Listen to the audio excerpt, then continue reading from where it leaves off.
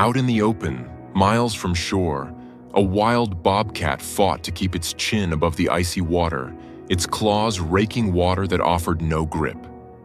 Drenched and exhausted, the bobcat battled the freezing depths, eyes wide, paws churning, time running out. When the Hereford family set out on what they thought would be an ordinary fishing trip, just as the morning sun began to cut through the mist, they spotted something strange.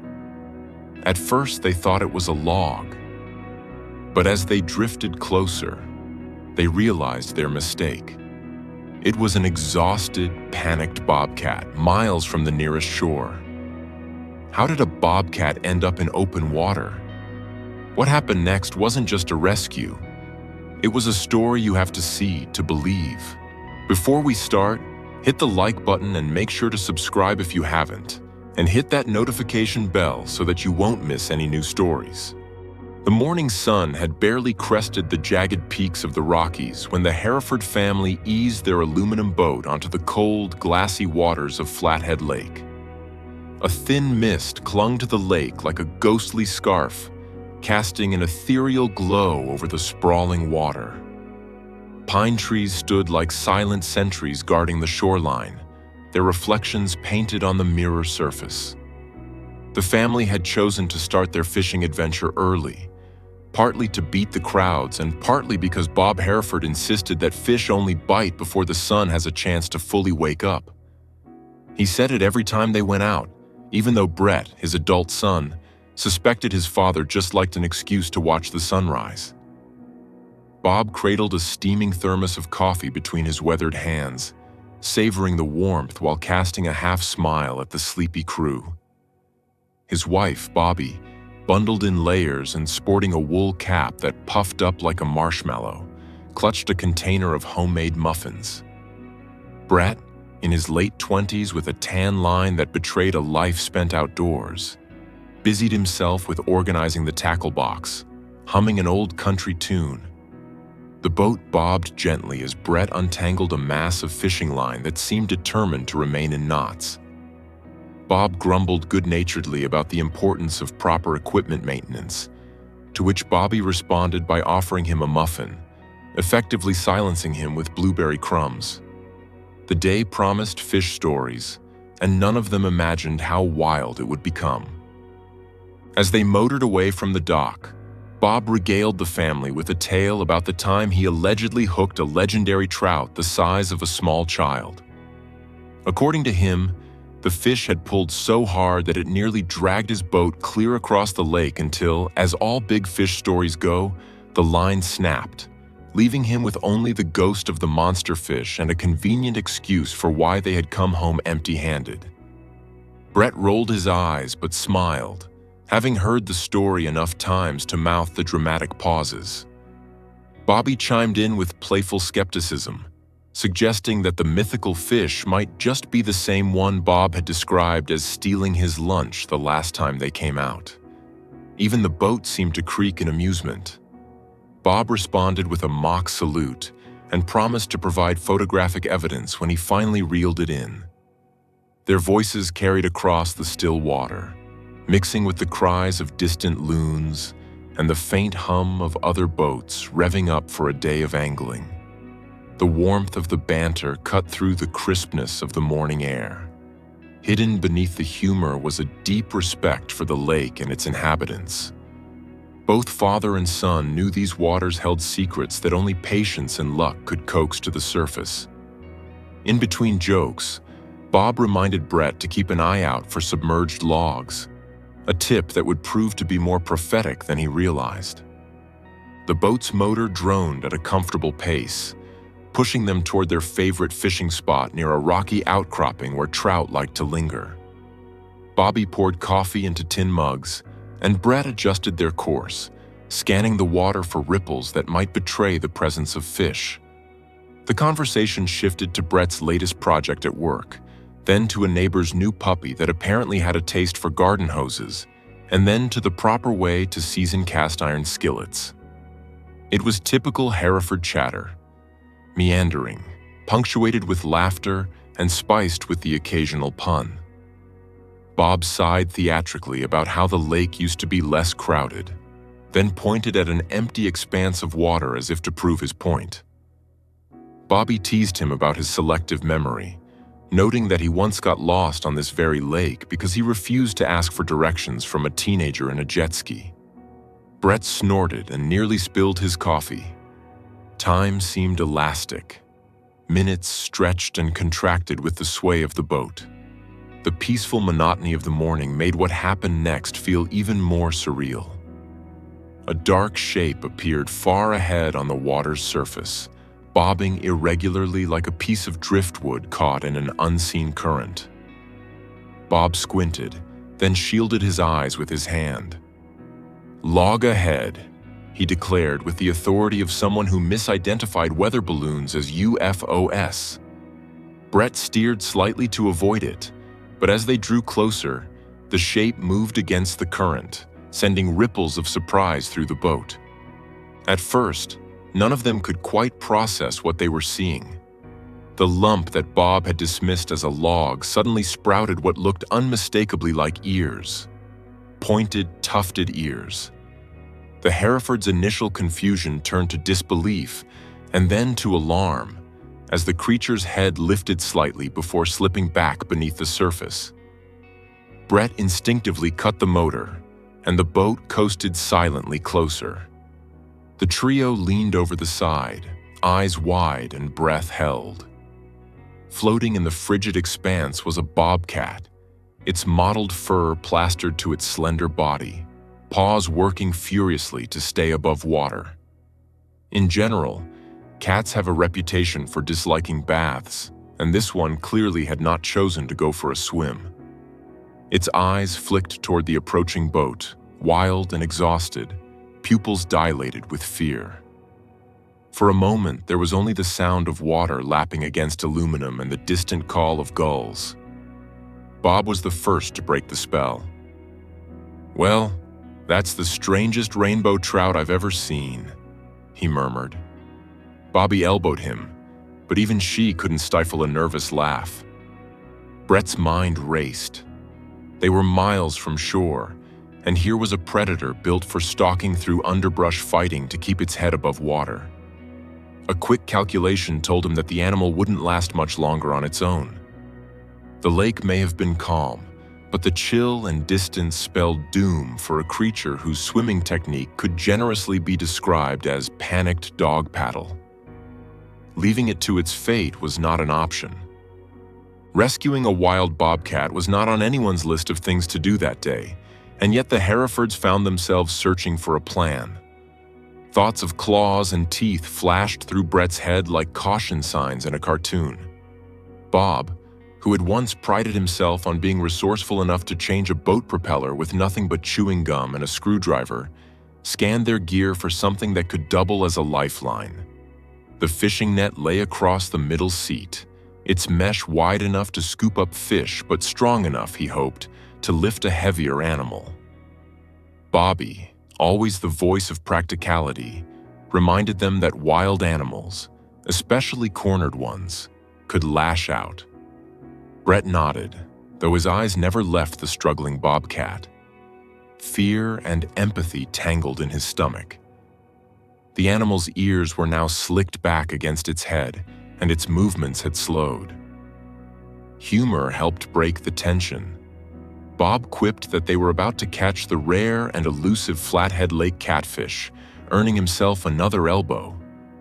But beneath the jokes lay a shared resolve. Brett gripped the handle of the net like a knight hefting a lance, determined but not entirely sure of what he was doing.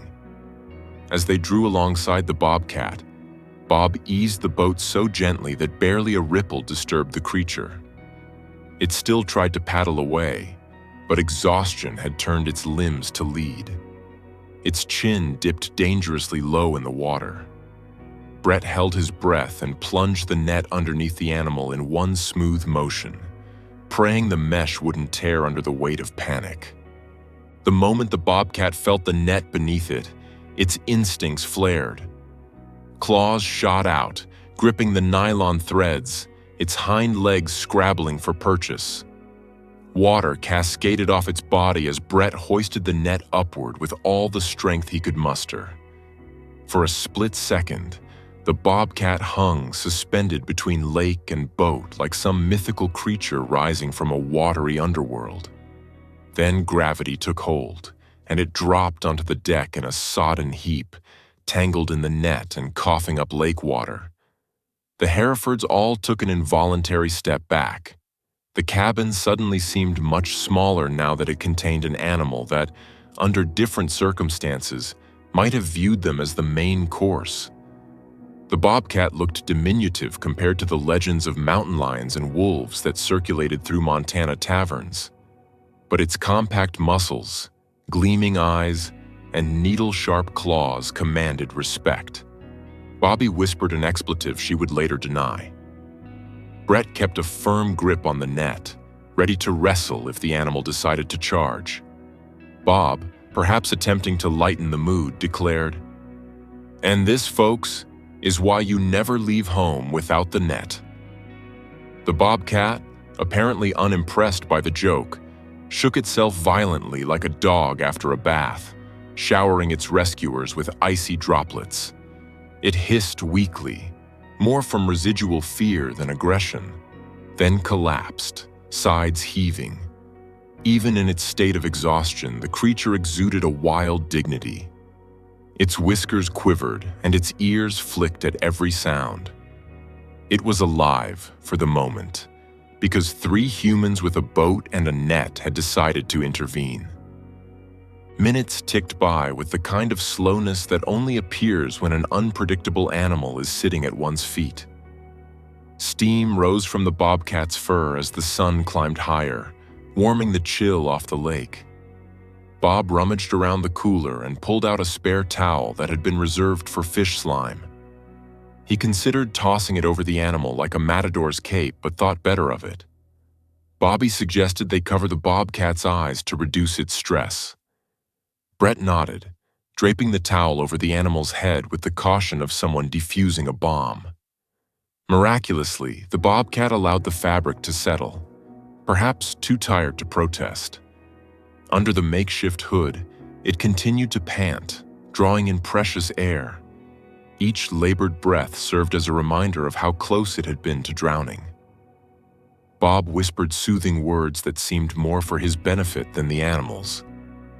"Hang in there, buddy," he murmured, though the term buddy had never before been applied to a Bobcat in his vocabulary. Bobby snapped a photo with her phone, partly to document the event, and partly because she knew that no one back on shore would believe them without proof. Brett, adrenaline still coursing through his veins, felt a growing sense of wonder. A fishing trip had turned into a rescue mission. He glanced at the shoreline, which now seemed both impossibly far and tantalizingly close. They couldn't keep the Bobcat on the boat forever, and yet releasing it back into the water was unthinkable. The only solution was obvious, if a bit daunting. Get the animal to land. Brett guided the boat toward the nearest stretch of beach, a sandy point flanked by tall grasses and fallen logs. The engine purred quietly, and the boat cut a gentle path through the water. Bobby kept one eye on the Bobcat, and the other scanning for any obstacles lurking beneath the surface. Bob held onto the net handle as if he were escorting a celebrity down a red carpet, ready to shield the rest of the boat from any sudden lunges. During the short journey, the absurdity of the situation crystallized. Here was a group of weekend anglers who had inadvertently become wildlife rehabilitators. Bob speculated aloud about whether they needed to fill out any official paperwork. "Do you think Montana Fish, Wildlife, and Parks has a form for accidental Bobcat transportation?" he mused. Bobby snorted at the image of a ranger behind a desk rubber stamping such a form. Humor buoyed their spirits and helped mask underlying nerves. The Bobcat remained mostly still, occasionally letting out a low growl when the boat hit a small wave. Brett aimed for a patch of shoreline clear enough for them to land without damaging the boat or injuring their passenger. As they approached, a flock of geese took off from the water's edge, honking their disapproval. Brett eased off the throttle and allowed the boat to glide into the shallows with a soft scrape of hull against sand. The moment of transition had arrived. The Herefords exchanged glances that conveyed equal parts excitement and apprehension. No one had ever looked more serious while wearing a life jacket. Stepping onto dry land felt like entering another world. The warmth radiating off the sand contrasted with the cold they had just experienced hovering over the deep lake. Bobby hopped out first, her boots sinking slightly into the muddy shoreline. She held onto the bow rope while Bob and Brett carefully lifted the net containing the bobcat.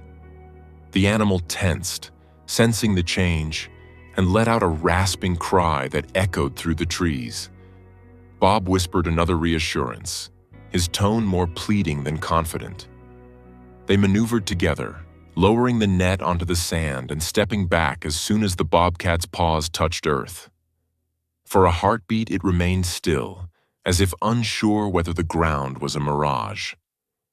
Then, with a suddenness that made all three humans jump, it shook off the towel, shot out of the net, and bolted toward the tree line with the explosive speed only wild animals possess. Its hind legs propelled it forward like coiled springs. Pine needles rustled as it disappeared into the underbrush, leaving only a trail of damp paw prints and a cloud of kicked-up sand. The Herefords watched in awe and relief as the creature reclaimed its place in the wilderness. Bob blew out a breath he hadn't realized he was holding. "That," he declared, adjusting his hat that had gone askew during the commotion, "is going to be one heck of a story." Brett bent down to pick up the wet towel, half expecting to find it shredded. It was intact, though it now smelled distinctly of wild cat and lake water. The adrenaline rush gave way to shaking hands and giddy laughter. Back on the boat, the mood shifted from tense vigilance to celebratory disbelief. Bobby replayed the phone video she had managed to capture, and the trio laughed at the surreal image of Brett holding a net containing a dripping, agitated bobcat.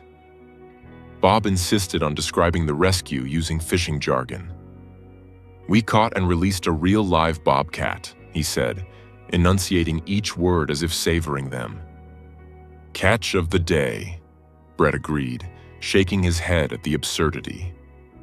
Bobby pointed out that, technically, the bobcat was the one who had allowed itself to be caught. They debated whether the animal might recount the encounter to its friends as an alien abduction.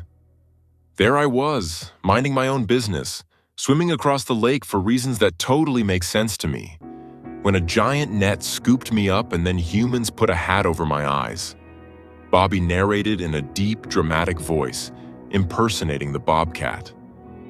Brett laughed so hard he nearly spilled the last of his coffee. Amid the humor, there was an undercurrent of wonder. They had witnessed a rare sight, a predator out of its element and vulnerable, given a second chance by unlikely allies. Bob grew thoughtful. "You know," he said, his voice softer, "it's easy to think of predators like bobcats as tough and mean. But everything has limits. Nature's tough, but it's not heartless." Bobby nodded. "And who knew a fishing net could be a rescue tool?" she added. Brett stared out across the water, where ripples now hid any trace of the encounter, and felt an unexpected swell of gratitude. By the time they stowed the net and pushed back out into the lake, the sun had climbed high enough to burn off the last wisps of morning fog. The sky was a brilliant blue, and other boats dotted the water like slow-moving beetles. The Herefords returned to their fishing spot, hearts still racing but hands growing steady as normalcy crept back in. Bob baited his hook, though he did so with less gusto. Brett cast his line into the shimmering expanse and watched the lure disappear, wondering whether any fish would dare bite after the drama that had unfolded. Bobby adjusted her hat and checked her phone signal, just enough bars to post a cryptic status, When your fishing trip turns into a wildlife rescue, only in Montana. Bobcat taxi. Their friends' reactions would have to wait until they were back on shore. Bob tried to segue back into one of his habitual fishtails, but kept getting sidetracked by references to bobcats. Remember that time I almost caught that monster trout? Actually, never mind. This is better, he admitted, surprising no one more than himself. Brett teased his father about needing to add a new entry to his hunting log under feline species, and Bob responded by threatening to make a taxidermy mount of the towel as a souvenir. The humor masked a deeper reflection. They had been given the chance to make a difference, however small. In a world where headlines were filled with stories of environmental destruction and indifference, their tiny rescue felt like a stand against apathy. It was, in its own way, an act of kindness that rippled outward. News travels fast in small communities, especially when it involves wild animals and familiar faces. By the time the Herefords hauled their boat onto the trailer and pulled into the local diner for lunch, whispers of their bobcat adventure had already preceded them. Regulars perched on chrome stools turned to stare. Mugs of coffee paused mid-air. The waitress, a cheerful woman named Lorraine who had served Bob his first cup of joe decades earlier, leaned over the counter and stage whispered, "I heard you folks went fishing and caught something with fur." Bob grinned, relishing his moment in the spotlight. "Sure did," he replied. "Had to throw it back, though. The game warden said our bobcat tags were expired." Laughter erupted. Lorraine swatted his arm with a menu and demanded the full story. Brett recounted the morning's events with a storyteller's flourish, embellishing just enough to heighten suspense without straying from the truth. Bobby passed around her phone so everyone could see the video, and the diner filled with gasps and exclamations. Strangers offered theories about why the bobcat had been so far from shore, chasing a duck, escaping a predator, testing its swimming skills for some feline Ironman competition. An elderly man at the corner table insisted that animals sometimes act strangely before earthquakes, prompting a debate about geology. Amid the speculation, one fact remained. The Herefords had done something extraordinary. They had looked past fear and inconvenience to save a life. Lorraine delivered their lunch, burgers and fries, and told them their coffee was on the house, courtesy of Montana's very own cat whisperers.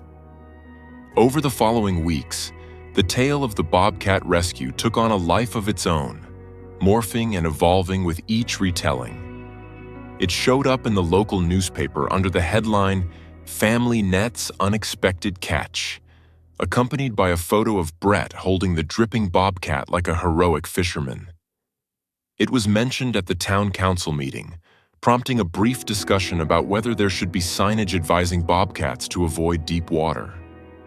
Children in school reenacted the scene on the playground, using jump ropes as nets and awarding themselves imaginary medals for bravery. Even the hardware store hung up a hand-painted sign that read, "We have fishing nets strong enough for bobcats." The Herefords accepted the attention with amused humility. They were invited to speak at the community center's annual potluck, where Bob got up and said, with a straight face, that he had finally landed the biggest catch of his life. The laughter that followed warmed the room. Brett took a more serious turn, using the moment to talk about respecting wildlife and being prepared to help when the opportunity arose. He emphasized that they hadn't been heroes, just people who were in the right place at the right time and made the right choice. Bobby, never one to pass up a teachable moment, printed out information on local wildlife rehabilitation centers and placed them next to the potato salad. Their story inspired others. A teenager came up after the potluck to share that he had begun volunteering at an animal shelter. A retiree donated to a regional wildlife rescue fund. In small ways, the ripples continued. Years later, When the world had moved on to other sensational headlines, the Bobcat incident remained a defining memory for the Hereford family. It became a touchstone, a story pulled out at Thanksgiving dinners and family reunions, retold to new spouses and curious toddlers. Each telling retained its core: a wild animal, a lake, a net, a choice, and gained a new joke or reflection. Bob's hair grew grayer, his hands more calloused, but his eyes still twinkled when he described the moment the Bobcat sprang back to life on the shore. Bobby's marshmallow hat became an heirloom, preserved in a box labeled Bobcat Cap.